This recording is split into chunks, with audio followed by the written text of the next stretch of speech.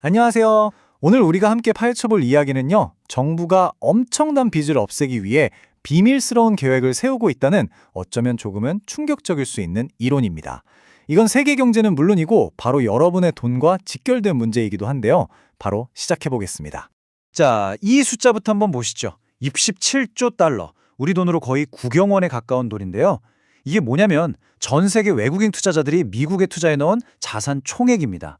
정말 상상조차 하기 힘든 어마어마한 규모죠. 그런데 만약에요, 이 엄청난 돈이 자기 원래 나라로 돌아가기 시작한다면 어떻게 될까요? 바로 이 질문 하나가 앞으로 10년 동안의 투자 판도를 완전히 뒤바꿔 놓을 수 있다고 저명한 전략가 러셀 네이피어는 경고합니다. 아니, 그 많은 돈이 왜 갑자기 자기 나라로 돌아간다는 걸까요? 그 이유를 이해하려면 지금 전 세계 정부들이 공통적으로 안고 있는 아주 거대한 문제부터 들여다봐야 합니다. 바로 도저히 감당할 수 없을 만큼 불어난 국가 부채죠. 네이피어는 정부가 이 빚 문제를 해결하기 위해 아주 오래되고 교묘한 방법을 다시 쓸 거라고 봅니다. 바로 금융 억압이라는 건데요. 이게 뭐냐면요, 사실상 아주 조용하게 나 빚 못 갚겠어 라고 선언하는 거나 마찬가지예요. 이 비유가 정말 기가 막히는데요. 말 그대로 빚을 그냥 녹여 없애버린다는 겁니다. 어떻게 하냐면 일부러 인플레이션, 그러니까 물가 상승률은 높게 놔두고 기준금리는 그보다 낮게 억누르는 거예요. 그러면 시간이 지날수록 정부가 갚아야 할 빚의 실제 가치가 저절로 줄어드는 효과가 나타나죠. 물론 이게 그냥 가만히 있는다고 되는 건 아니고요. 정부가 아주 적극적으로 나서야 합니다.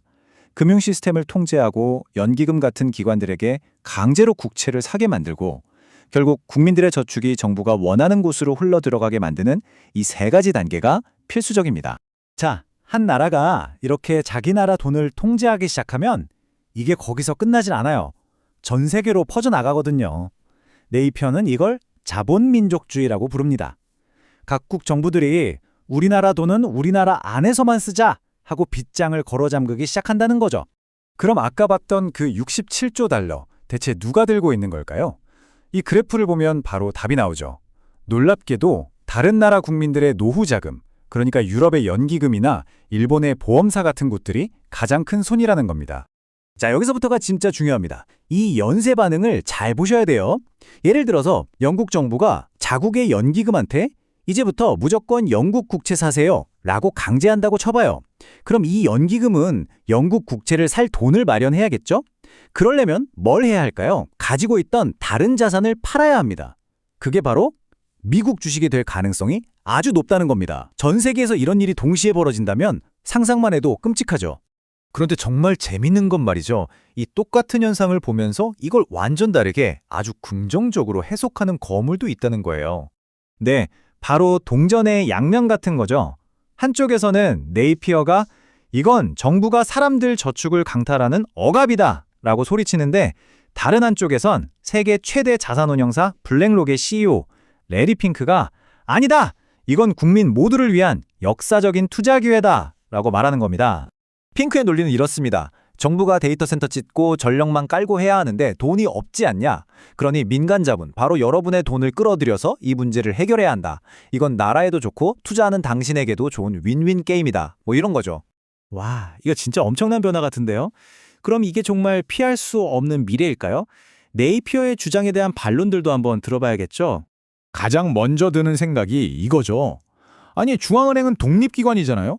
인플레이션 잡는 게 최우선 임무인데 당연히 금리를 올려서 이런 금융 억압을 막지 않을까요? 일리 있는 말 같지만 네이피어는 역사를 보라고 말합니다. 1970년대에 실제로 똑같은 일이 있었거든요. 당시 연준 의장이 나중에 고백했어요. 인플레이션 잡을 수 있었다. 근데 안 했다. 왜? 대량 실업 사태가 터지는 게 정치적으로 너무 부담스러웠으니까. 결국 중앙은행도 정치적 압력에서 완전히 자유로울 순 없다는 거죠. 자, 또 다른 희망적인 시나리오도 있습니다. 바로 AI죠. 90년대 인터넷이 그랬던 것처럼 AI가 어마어마한 생산성 향상을 가져와서 경제를 성장시키면 이 모든 빚 문제가 그냥 눈 녹듯이 사라질 수도 있지 않을까요? 문제는 시간과의 싸움이라는 겁니다. AI가 진짜로 경제에 도움이 되는 효과를 내려면 데이터에 그게 나타나기까지 최소 5년에서 10년이 걸려요. 그런데 정부 빚은요, 지금 당장 하루에 70억 달러, 우리 돈으로 9조 원이 넘게 늘어나고 있거든요. 위기를 막기엔 너무 늦을 수 있다는 거죠. 자, 그렇다면 만에 하나라도 이런 금융 억압의 세상이 온다면 우리 돈은 어떻게 해야 할까요? 네이피어가 제안하는 새로운 투자 지도를 한번 펼쳐보겠습니다. 이거 보세요. 지난 10년간 우리가 알던 성공 공식이 완전히 뒤집힙니다. 그동안 효자 노릇했던 채권이나 미국 빅테크는 피하고 오히려 전통적인 가치주나 금, 그리고 영국, 일본, 중국을 제외한 신흥국처럼 특정 해외 시장에 주목하라고 하죠. 이 말이 네이피어 생각의 핵심을 딱 보여주는 것 같아요. 포트폴리오를 관리하려면 남아공이나 브라질 사람을 고용해라. 그 사람들은 정부가 시장에 깊숙이 개입하는 세상에서 어떻게 투자해야 하는지 이미 알고 있다. 와, 굉장히 도발적이죠? 결국 핵심은 이겁니다. 지난 40년간 투자의 기본 전제였던 자유시장, 효율적인 자본, 독립적인 중앙은행, 우리가 너무나 당연하게 여겼던 이 모든 게 이제 끝날지도 모른다는 거예요. 타임라인을 좀 더 길게 놓고 보면요. 우리가 정상이라고 생각했던 지난 40년이 어쩌면 인류 역사에서 굉장히 짧고 예외적인 기간이었을지도 모른다는 생각이 들게 합니다. 오히려 정부가 시장을 통제했던 시기가 더 길었죠. 그리고 지금 이 그래프를 보세요. 일본, 미국, 영국, 선진국들의 GDP 대비 부채 비율이 정말 어마어마하죠?